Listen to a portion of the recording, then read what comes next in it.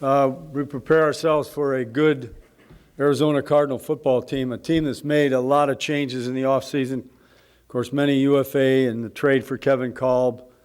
They've lost 2 games by a total of 4 points. They won their opener at home, then they went on the road and lost a couple of very, very close games. I tried to analyze the game very closely the other day. It was a divisional battle and back and forth.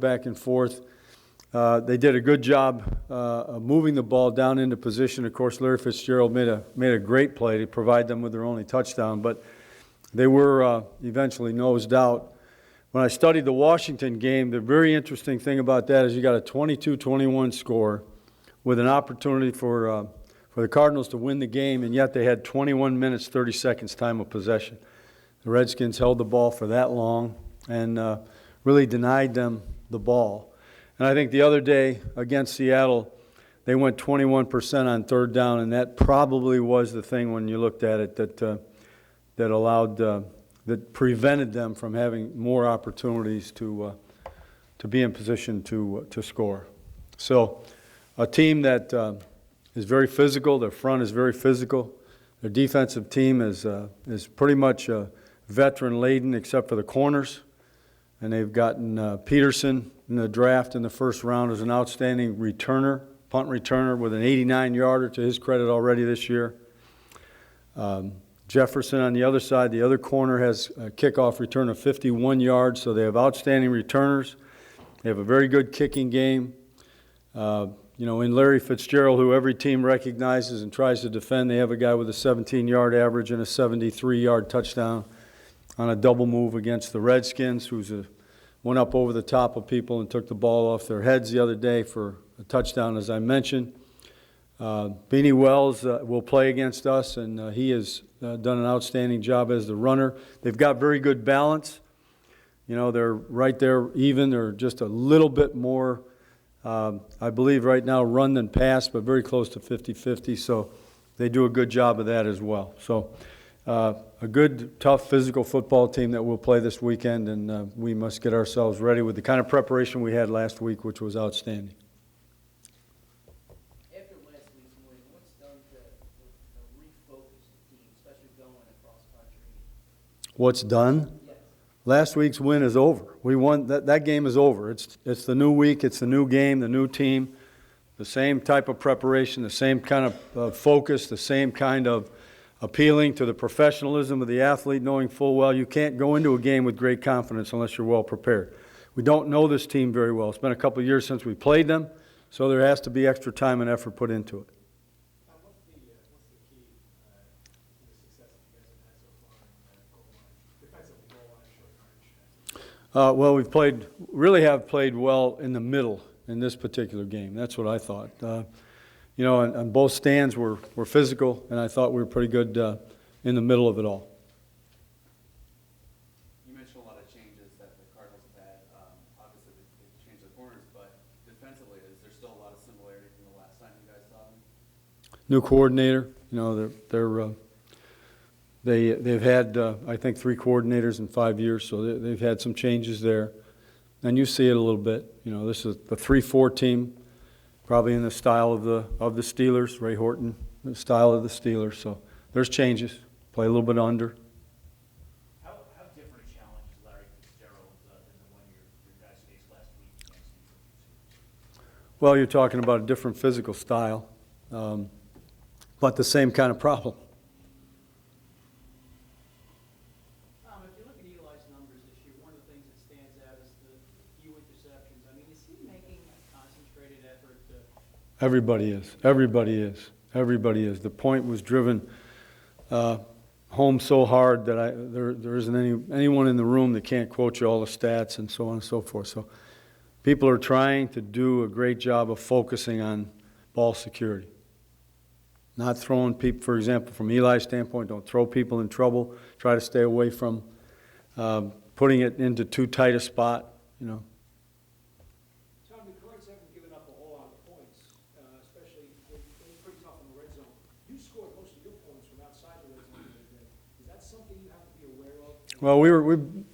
Well, there's no doubt that they've been very good in there, but we've been pretty good in there when we've been in there too. I think we're 4 out of 5 when we have started in there. So we'll just keep chipping away, you know. We're aware of their entire team, what they do and what they don't do, but we'll keep chipping away in that area as well. You talked about not putting the ball in tight spots with Eli. What were your thoughts on the second touchdown to Cruz that seemed like it was put in a tight spot? Trust the receiver. How's that answer? Pretty good? If it works out, but I was the first guy cheering. Coach, you talk about guys stepping up. Victor Cruz did that with Mario being out. Could you talk about what that does going forward? Well, hopefully it provides us with more players. More players with confidence that they can perform in big games under that kind of scrutiny and perform well. Can you go over the injuries a little bit? Tough, the neck and the groin, is he gonna? No, he won't practice today, but I think he's made good progress both days, so we're encouraged by that part. Osie's going to practice. There will be, but he's out there. I don't think he thinks of it any kind of in limitation, though. I really don't. He's a ways. Going forward, are you going to be using OC during the week the way you did last year where it We're going to use all the players we can for whatever we're allowed to, in every way we can to try to help us win. But I'm saying there was a specific schedule for OC during the week. Oh, you mean during practice week? Well, we'll see. We'll see how that is. I'm hoping we can have one good day and then no repercussions the next day, and that'll help us understand what we've got. I would like to have OC get some practice time.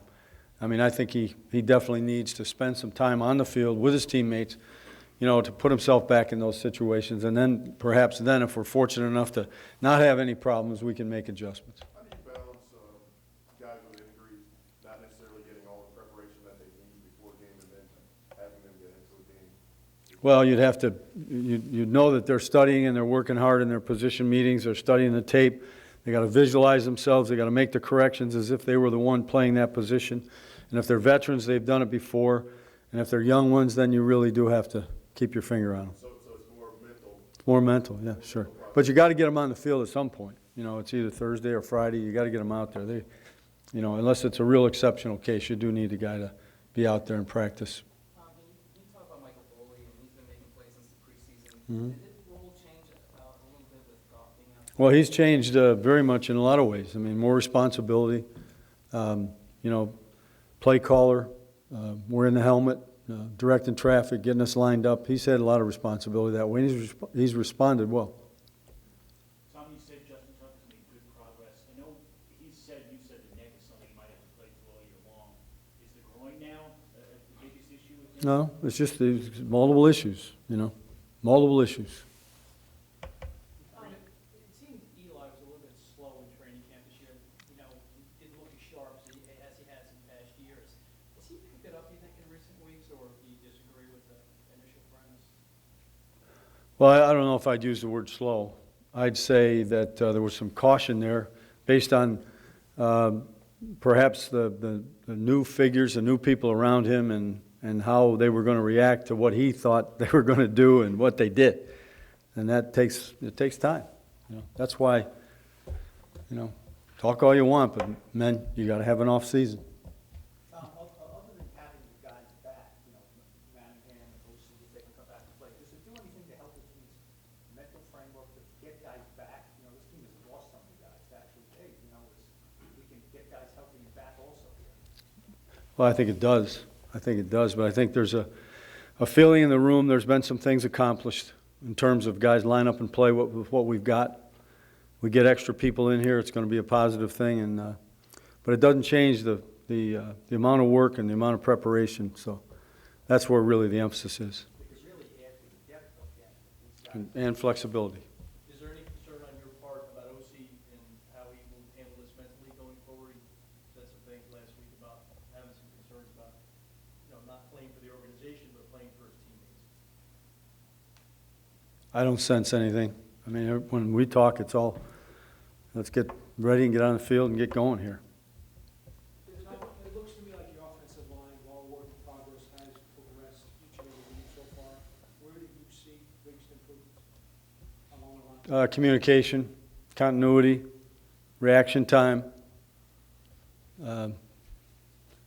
I'd say probably just the overall feeling that people really do understand the schemes and what we're trying to do, no matter how quickly they have to make adjustments. That's made progress.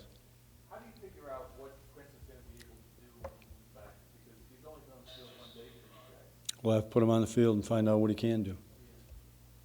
Is that gonna be a process, if he comes back? I'm sure it will be. He's not going to just walk out there.